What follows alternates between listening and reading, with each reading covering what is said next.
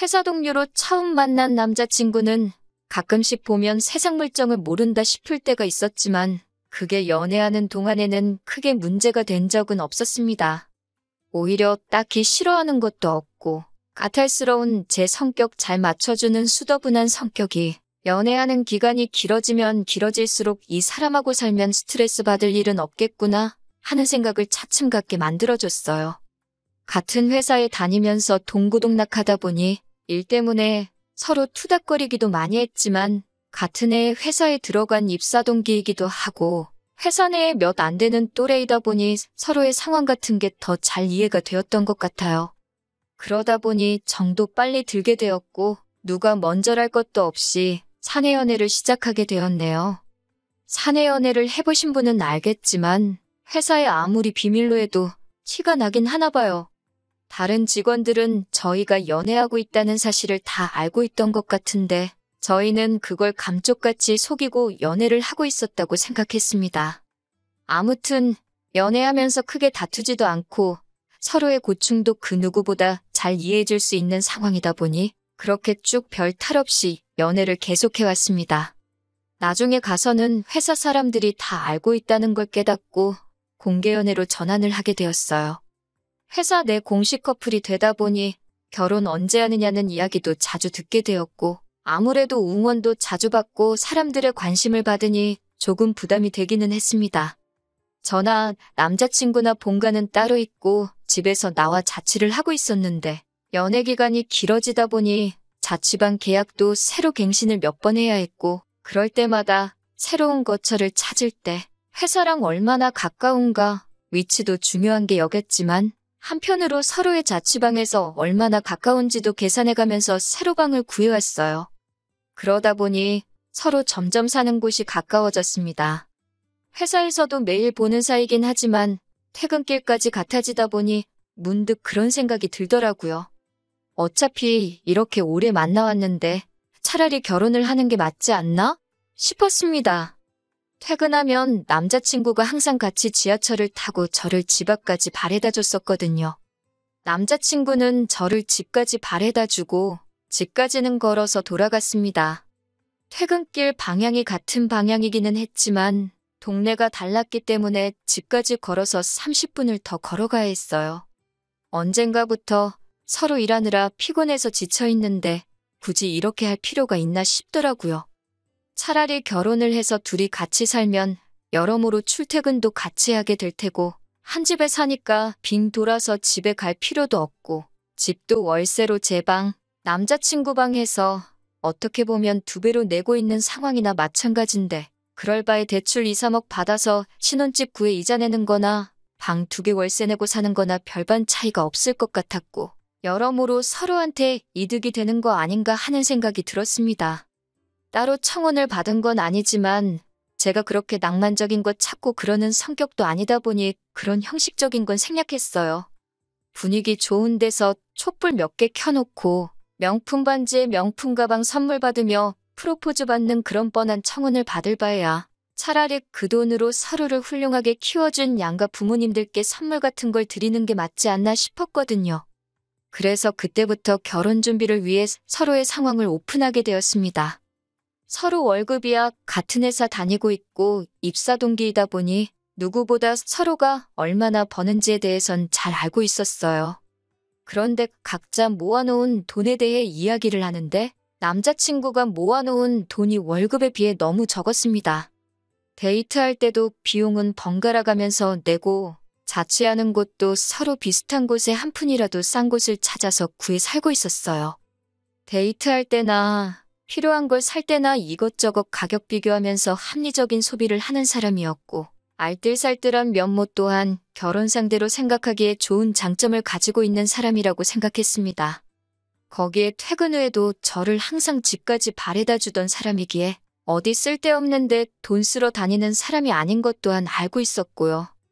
그런데 입사 4년차가 된 우린데 1년치 연봉만도 심지어 갓 입사했을 때 1년치 초봉만도 못한 금액을 모아놓은 돈이랍시고 보여주고 있으니 저는 처음에 이 사람이 나를 놀래켜주려고 장난을 하는 건가 싶었습니다. 그런데 제가 심각하게 나오는데도 별 해명도 못하고 쩔쩔매고 있는 걸 보니 무언가 사연이 있어도 있구나 하는 안 좋은 예감이 들더라고요. 남자친구를 닥달해서 무슨 일인가 자초지종을 캐봤습니다. 도무지 입을 열지 못하다가 결국 자초지종을 실토하더라고요. 남자친구는 혼자서 자취생활을 하면서 부모님 아파트 대출금을 갚아드리는 걸로 모자라 생활비까지 보태주고 있었던 겁니다. 이미 거기서 월급의 절반이 날아가 버리니 혼자 생활비에 이것저것 하고 나면 남는 것도 없었던 거고요.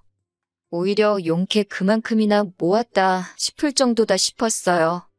남자친구 손에 남는 게 거의 없던 거예요.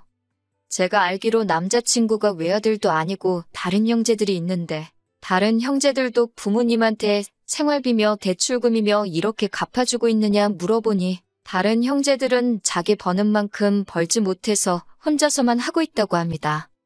사람이 착해 빠진 건지 멍청한 건지 자기가 월급의 반을 부모님한테 갖다 바쳐도 다른 형제들 버는 돈하고 비슷하니 그게 공평하다는 거예요. 자식된 도리로 부모님 도와주는 거 당연하다고 생각하지만 남자친구의 경우에는 그 정도가 너무 심하다 싶었습니다. 그리고 부모님 봉양을 혼자 하고 있는 거나 마찬가지인데 그게 공평하다고 생각하다니. 솔직히 호구도 이런 호구가 또 있을까 싶었어요. 부모님도 심지어 남자친구의 형제들마저도 남자친구를 등쳐먹고 있는 거잖아요. 그걸 바보같이 지 혼자만 모르고 있는 거고요. 남의 집 기둥은 뽑아오는 거 아니라는데 제가 결혼까지 생각하고 3년 가까이 연애를 해온 내 남자친구가 바로 소문으로만 듣던 남의 집 기둥이라는 사실에 정신이 다 아찔해지더라고요. 남자친구한테 솔직하게 말했습니다. 당신은 참 좋은 사람이고 그 모습에 결혼까지 생각했지만 가족을 책임져야 하는 상황이라면 결혼에 대해서 다시 생각해봐야겠다고요. 남자친구도 자기가 처한 상황이 무언지 알고는 있는지 제 말에 대답을 이어가지 못하더군요. 연애를 시작했을 때 결혼을 전제로 시작한 건 아니었지만 그래도 미리 알려주지 않았다는 게 원망스럽기까지 하더라고요. 그렇게 한참 서로 아무 말 없이 있다가 남자친구가 무거운 입을 열었습니다. 앞으로 결혼하게 되면 부모님 집 대출금을 내주는 건 그만하겠다고요. 그리고 저한테 경제권을 넘겨준다고 하더라고요. 하지만 돈 관리를 전적으로 저에게 맡기는 대신에 부모님께 생활비까진 아니어도 어느 정도 용돈을 챙겨줬으면 싶다는 겁니다. 그 액수는 그때그때 저한테 허락을 받거나 합의하는 선에서 말이지요. 이때까지만 해도 남자친구가 정말 큰 결심을 했다고 생각했고 믿어도 되겠다는 생각을 했습니다. 당장 차이나는 돈 얼마 정도는 크게 신경 쓰지 않아도 되겠다는 생각을 했어요. 어차피 남자친구가 제가 모아놓은 돈만큼 돈을 모아놓았다 하더라도 결국 신혼집을 구할 때 대출은 선택이 아닌 필수나 마찬가지인 상황이었으니 말입니다. 당장 제가 몇 천만 원 더 내긴 하겠지만 앞으로 자녀 계획까지 생각해보면 집안의 가장이 될 남자친구가 더 오래 일을 하게 될 것이고 그때가 되면 제가 지금 내는 돈 몇 천만 원만큼 혼자서 외벌이로 감당을 해야 할 때가 올 거였으니까요. 일단 남자친구를 저희 부모님에게 먼저 소개를 시켰습니다. 실제로 인사드린 적은 없지만 연애하면서 제가 저희 부모님께 몇 번 이야기를 했었고 사람 자체는 정말 순하고 성실한 사람이기에 저희 부모님께서도 남자친구를 마음에 들어 하셨어요. 저희 집에서 결혼 허락을 받았으니 이제 제가 남자친구 부모님께 인사드리러 갈 차례였습니다. 그런데 남자친구가 이런 이유, 저런 이유를 대면서 인사시키는 나를 미루려고 하더라고요. 쇳불도 당김에 빼랬다고 그걸 밀어서 뭐 하겠냐고 남자친구를 닥달해 억지로 자리를 만들었습니다. 남자친구가 부모님께 저를 소개를 안 시켜주려고 하길래 저는 혹시 남자친구 부모님이 저를 마음에 안 들어 하시나 하는 생각을 했습니다. 그런데 인사드리러 처음 만난 자리에서 저를 엄청 반겨주시고 잘해주셨어요. 아들한테 말로만 들었다면서 정말 꼭 보고 싶었다고 하시면서 말입니다. 자리 분위기가 그렇게 좋았는데 유독 남자친구만 좌불안석 안절부절하고 있었습니다. 긴장이 될 수도 있겠다 싶었는데 그게 아니더라고요. 이야기를 나누다가 생활비 이야기가 나왔습니다. 결혼하고도 아들이 내주던 대출금도 내주고 생활비까지 주겠다니 요즘 저 같은 며느리 보는 운 좋은 시부모는 당신들밖에 없을 거라고 하시는 거예요. 남자친구와 이야기했던 앞으로의 계획을 전혀 모르는 눈치인 걸 보니 그때 딱 깨달았습니다. 남자친구가 부모님께 인사시키는 걸 미루던 진짜 이유를 말이지요.